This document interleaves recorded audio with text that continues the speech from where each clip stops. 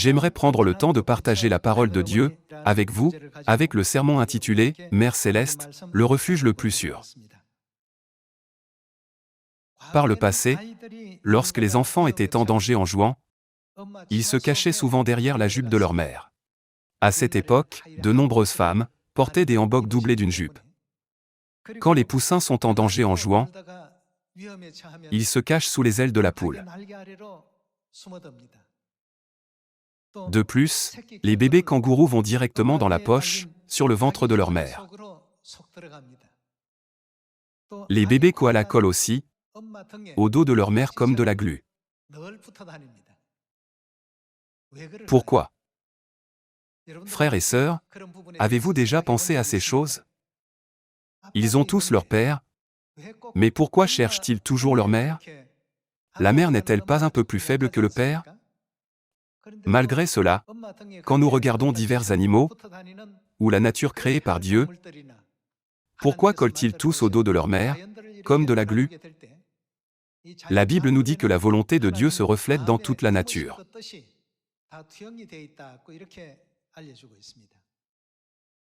Lorsque les enfants se sentent en danger en jouant, ils appellent tout de suite leur mère. Lorsque les enfants crient « Maman », la mère vient comme Superwoman, où qu'elle soit, au son de leur voix et résout tous les dangers de ses enfants. C'est généralement le cas pour les jeunes enfants. Quand le danger et la crise arrivent, ils cherchent leur mère, veulent être près d'elle et se cachent derrière sa jupe. Lorsque les poussins jouent et que des animaux dangereux s'approchent, ils courent constamment vers leur mère et se cachent sous ses ailes. Même si un animal plus gros, comme un chien, saute sur lui, la mère devient féroce en pensant « Si jamais tu touches à mon enfant, je ne te laisserai pas t'en tirer. » Nous devons comprendre l'aspect spirituel à travers le fait qu'aucun animal n'ose s'approcher des poussins à cause de la position forte de leur mère. Pourquoi mère est-elle le refuge le plus sûr? Aujourd'hui, voyons ce que la Bible nous dit à ce sujet. La Bible dit que cette époque est une époque de crise. De plus, en examinant les diverses situations qui se produisent autour de nous, nous pouvons voir que les guerres éclatent constamment entre les nations, que les désastres climatiques se produisent plus fréquemment, et que les conditions environnementales de la Terre, où nous vivons, deviennent de moins en moins sûres. Dans des moments comme ceux-ci, où Dieu nous dit-il de fuir? Il dit « Fuyez à Sion ». Alors, pourquoi veut-il que nous nous enfuyions à Sion? Qui est à Sion? L'une des raisons pour lesquelles Sion peut être l'endroit le plus sûr est que Mère est là. À ce propos, voyons ensemble Daniel chapitre 2, verset 1. Dans Daniel chapitre 2, verset 1, il est écrit: La seconde année du règne de Nebuchadnezzar, Nebuchadnezzar eut des songes. Il avait l'esprit agité et ne pouvait dormir. Le roi Nebuchadnezzar a eu un rêve très important, mais il l'a oublié. Il voulait désespérément savoir ce que ce rêve était. À l'époque, il avait des conseillers autour de lui, tels que magiciens, astrologues et enchanteurs, qu'il pouvait consulter lorsque des problèmes se posaient dans le pays. Il a pensé, si je leur demande, ils pourront me le dire. Alors il leur a demandé. Mais si vous regardez le verset 11, ce que le roi demande est difficile. Dans la Bible en anglais, il est écrit aussi « difficult ». Il disait que c'était hors de leur capacité. Il n'y a personne qui puisse le dire au roi, excepté les dieux, dont la demeure n'est pas parmi les hommes. Ils ont dit, comment pouvons-nous savoir quel songe le roi a eu? C'est une tâche si difficile, que personne à part les dieux ne puisse dire, ou montrer une telle chose devant le roi. De cette manière, ils ont catégoriquement refusé la demande du roi. Continuons avec le verset 12. Là-dessus le roi se mit en colère, et s'irrita violemment. Il ordonna qu'on fasse périr tous les sages de Babylone. Le roi a dit, « Vous ne pouvez même pas révéler le rêve que j'ai eu la nuit dernière.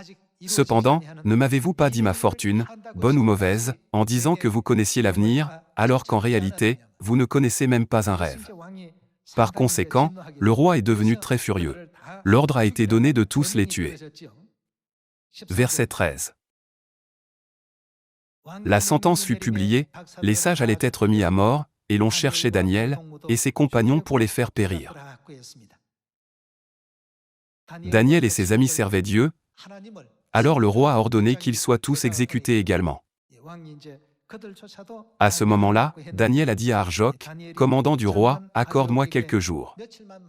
Je peux lui raconter le rêve. » De cette manière, après avoir prié, Daniel a appris de Dieu le songe que le roi avait. Passons au chapitre 2, verset 27.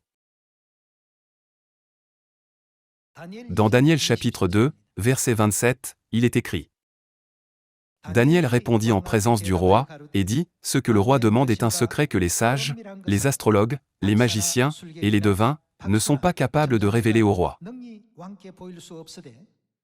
Mais il y a dans les cieux, il y a qui? Un Dieu qui révèle les secrets. » Il a expliqué que ce n'est que Dieu qui peut révéler ces choses. Alors, nous pouvons demander, quel est le refuge le plus sûr en cette époque? Afin de trouver un refuge sûr, les gens du monde entier mobilisent toutes leurs richesses accumulées, toutes leurs connaissances et toute leur puissance, dans l'espoir de fuir vers le refuge le plus sûr lorsqu'une situation dangereuse se présentera.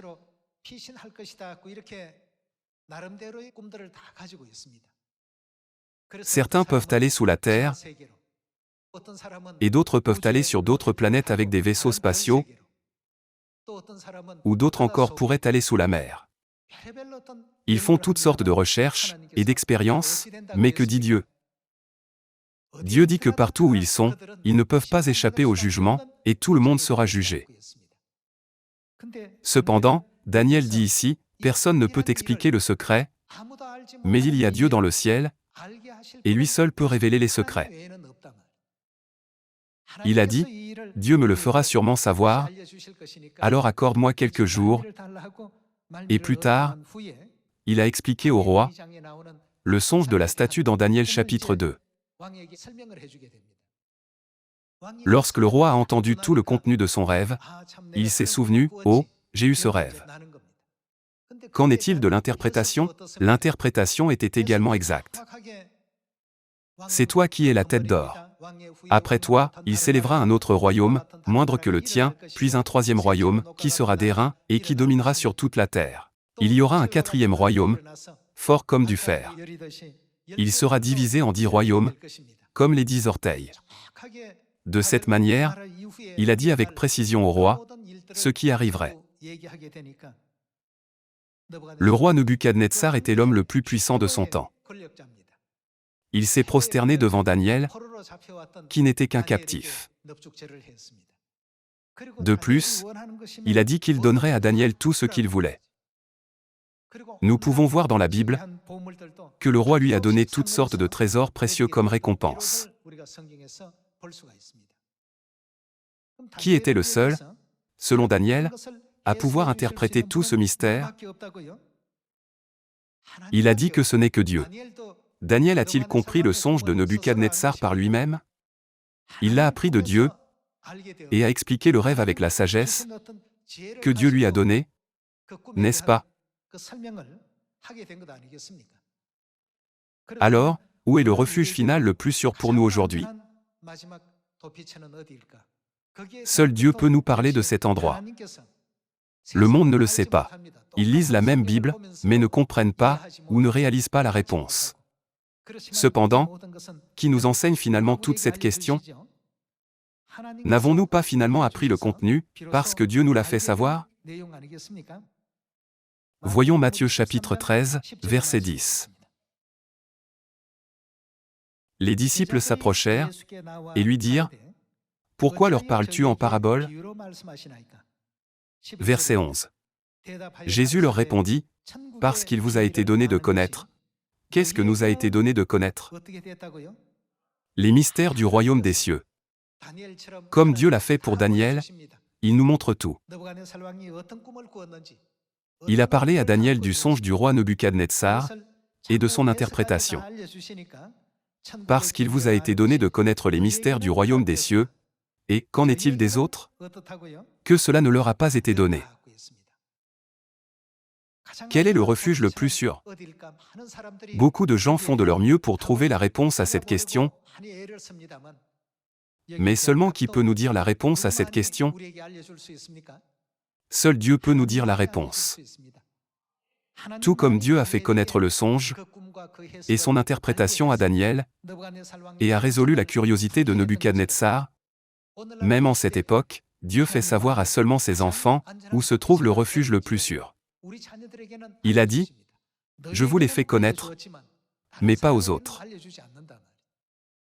Et que cela ne leur a pas été donné. Verset 12. Car on donnera à celui qui a, et il sera dans l'abondance, mais à celui qui n'a pas on ôtera même ce qu'il a. C'est pourquoi je leur parle en parabole, parce qu'en voyant, mais, que se passe-t-il? Ils ne voient point, et qu'en entendant, ils n'entendent, ni ne comprennent. Il est écrit que, bien qu'ils aient des yeux, ils ne voient point, bien qu'ils aient des oreilles, ils n'entendent point, bien qu'ils aient un cœur, ils ne comprennent point. N'est-ce pas seulement Dieu qui nous fait connaître et comprendre tout ce mystère? Daniel connaissait le songe et son interprétation, non pas parce qu'il était sage et intelligent, ni parce qu'il était un homme savant et noble.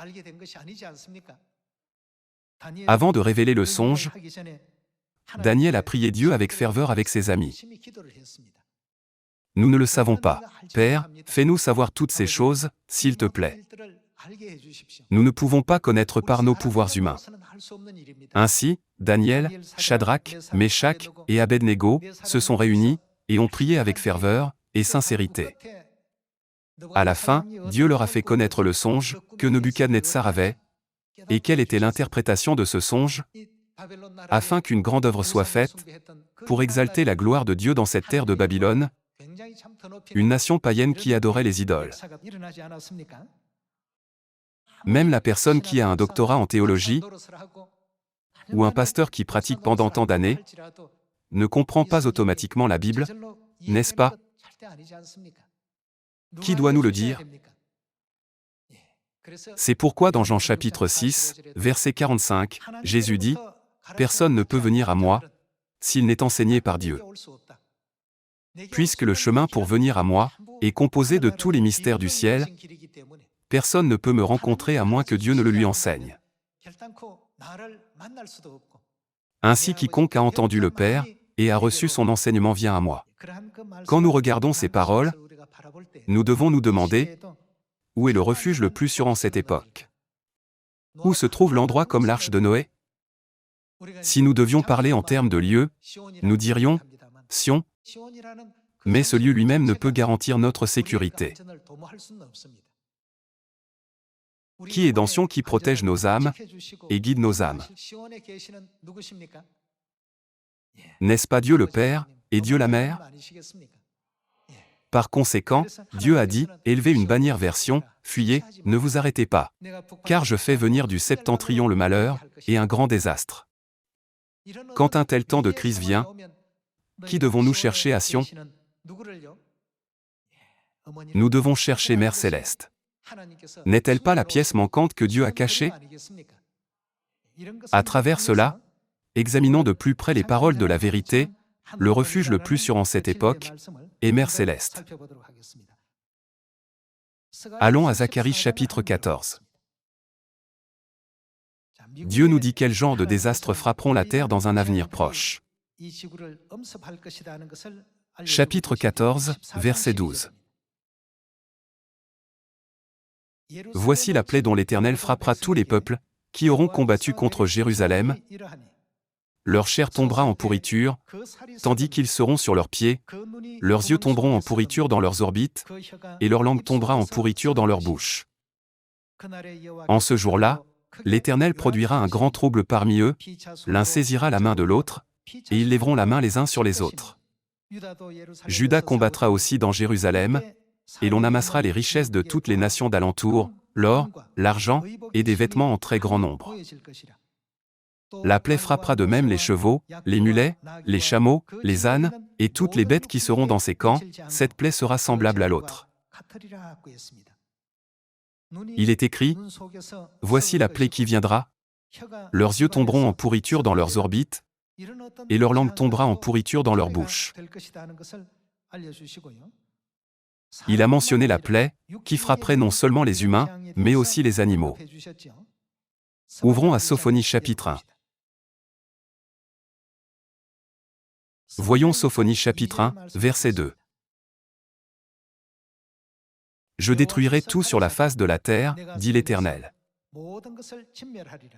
Je détruirai les hommes, et les bêtes, les oiseaux du ciel, et les poissons de la mer, les objets de scandale, et les méchants avec eux. J'exterminerai les hommes de la face de la terre, dit l'Éternel. » Passons au verset 14. Sophonie chapitre 1, verset 14. Le grand jour de l'Éternel est proche, il arrive en toute hâte, le jour de l'Éternel fait entendre sa voix, et le héros pousse des cris amers. Ce jour est un jour de fureur, un jour de détresse et d'angoisse, un jour de ravage et de destruction, un jour de ténèbres et d'obscurité, un jour de nuée et de brouillard, un jour où retentiront la trompette et les cris de guerre contre les villes fortes et les tours élevées. Je mettrai les hommes dans la détresse, et ils marcheront comme des aveugles, parce qu'ils ont péché contre l'Éternel. Je répandrai leur sang comme de la poussière, et leur chair comme de l'ordure. Ni leur argent, ni leur or, ne pourront les délivrer, au jour de la fureur de l'Éternel.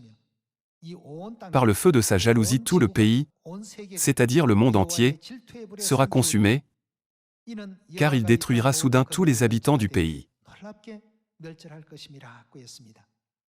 Ici, il est écrit le jugement dernier de Dieu. Allons à Malachie chapitre 4.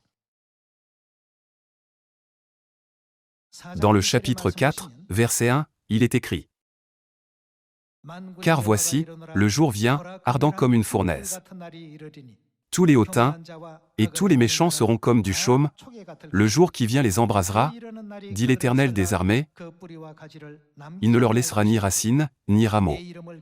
Mais pour vous qui craignez mon nom, se lèvera le soleil de la justice, et la guérison sera sous ses ailes, vous sortirez, et vous sauterez comme les veaux d'une étable. » Ici il est écrit, « Car voici, le jour vient, ardent comme une fournaise. » Dans Sophonie chapitre 1, il est écrit, « Je détruirai les hommes et les bêtes. » Dans Zacharie chapitre 14, il est dit, « Leurs yeux tomberont en pourriture dans leurs orbites, et leur langue tombera en pourriture dans leur bouche. » La plaie frappera de même les chevaux, les mulets, les chameaux, les ânes, et toutes les bêtes. Quand nous examinons toutes ces prophéties sur le jugement dernier par le feu, la plaie où les langues pourrissent dans la bouche, et les yeux pourrissent dans les orbites, et Sophonie chapitre 1 où il est dit, « Je détruirai les hommes, et les bêtes, même les poissons dans la mer. » Ne devrions-nous pas chercher l'endroit le plus sûr, quand un tel moment vient? Tout comme l'arche était le refuge du salut au temps de Noé, Sion n'est-elle pas l'endroit que nous devons chercher en cette époque? Pourquoi Sion est-elle un endroit sûr? Qui y demeure? Psaume chapitre 132, ne dit-il pas que Dieu a choisi Sion, et qu'il l'a désiré pour sa demeure? En d'autres termes, c'est la maison de Dieu. Alors, pourquoi est-ce sûr? Qui y demeure? Dieu le Père et Dieu la Mère, n'y habitent-ils pas? Qu'est-ce que père et mère disent à leurs enfants de faire? Quand nous sentons une telle crise, une telle tribulation ou un tel désastre, où nous disent-ils de fuir sans tarder? Allons à Jérémie chapitre 4. Dans le chapitre 4, verset 5, il est écrit: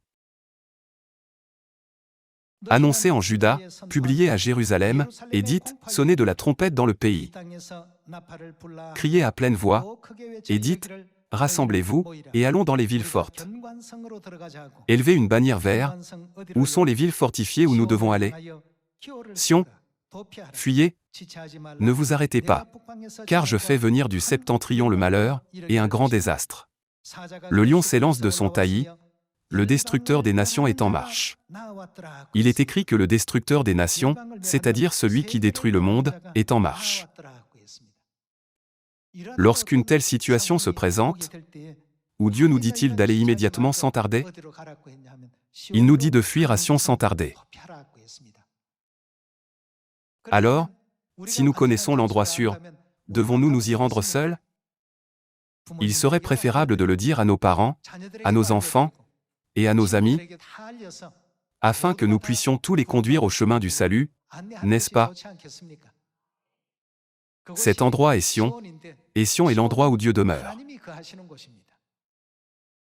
Nous, les enfants de Dieu, devons tous comprendre clairement la raison pour laquelle nous devons aller à Sion. Le temps des prophéties, n'est-il pas venu pour que nous soyons réveillés? Voyons Matthieu chapitre 24, verset 42. Le verset 42 dit: Veillez donc, puisque vous ne savez pas quel jour votre Seigneur viendra. Sachez-le bien, si le maître de la maison savait à quelle veille de la nuit le voleur doit venir, il veillerait et ne laisserait pas percer sa maison. C'est pourquoi, vous aussi, tenez-vous prêts, car le Fils de l'homme viendra à l'heure où vous n'y penserez pas. Jésus n'a cessé de souligner: veillez. Ne vous endormez pas, dans Matthieu chapitre 24 et 25. Si nous ne sommes pas éveillés, nous serons emportés par ce monde, et finirons par penser: c'est bien de faire tant de choses dans le monde, n'est-ce pas? Cela peut sembler acceptable selon les normes du monde, mais il y a des normes qui ne sont pas appropriées pour ceux qui vont au ciel.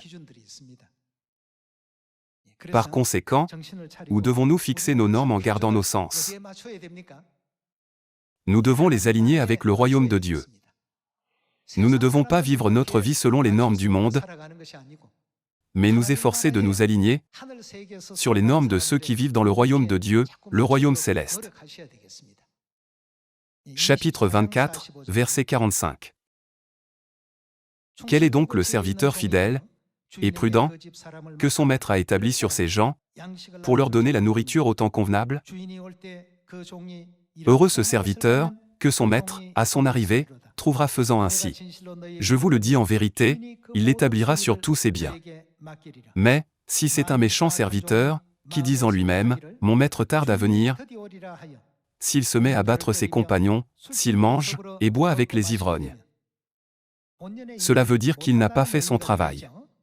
Nous, les enfants de la Nouvelle Alliance, devons travailler dur pour la Nouvelle Alliance. Nous devons prêcher diligemment. Cependant, parfois, nous ne faisons pas notre travail, et faisons une autre tâche non pertinente. Verset 50. Le maître de ce serviteur viendra le jour où il ne s'y attend pas, et alors qu'il ne connaît pas, il le mettra en pièces, et lui donnera sa part avec les hypocrites, c'est là qu'il y aura des pleurs, et des grincements de dents.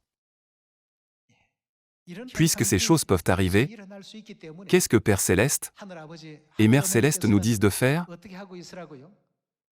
Ils disent, veillez donc. Soyez vigilants. Nous devons savoir dans quelle époque nous vivons. Lorsqu'une telle crise, ou une telle situation dangereuse surgit, nous devons aller à l'endroit le plus sûr, dans les bras de Mère Céleste la Jérusalem. Si vous regardez les koalas, ils s'accrochent au dos de leur mère, comme de la glu, et ne tombent jamais. Si vous regardez les kangourous, ils resteraient dans la poche de leur mère. Il n'y a pas d'autre endroit où ils peuvent être en paix. Quand nous étions jeunes, notre mère étendait le linge dehors, et nous nous cachions derrière sa jupe. Ainsi, nous n'aurions pas peur même si un tigre, et encore moins un chien féroce, venait. Nous avons tous de tels souvenirs d'enfance. N'est-ce pas la raison pour laquelle Mère Céleste est avec nous? Par conséquent, informons rapidement tant de gens autour de nous, de l'existence de Mère la Jérusalem. Ce faisant, vous et moi pouvons ouvrir de nombreux chemins, pour que les autres retournent rapidement à Sion. J'espère que par Mère Céleste, tous les membres de la famille céleste seront remplis d'une nouvelle force, d'un nouveau courage, et d'une énergie spirituelle abondante, et ne manqueront de rien pour prêcher l'Évangile. Nous sommes heureux, parce que nous avons Mère Céleste. Un monde sans mère est un monde sans vie, n'est-ce pas? S'il n'y a pas de mère, que ce soit le monde animal, le monde végétal, ou le monde des poissons, ce monde est un monde sans vie. De qui est cette volonté? C'est la volonté de Dieu, qui a créé toutes ces choses. En regardant cela, nous sommes vraiment bénis. Nous sommes heureux, parce que nous avons Mère Céleste.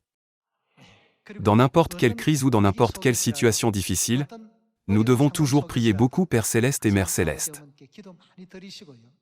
J'espère que vous deviendrez tous des membres de la famille céleste, qui n'oublieront jamais le chemin de leur amour jusqu'à la fin.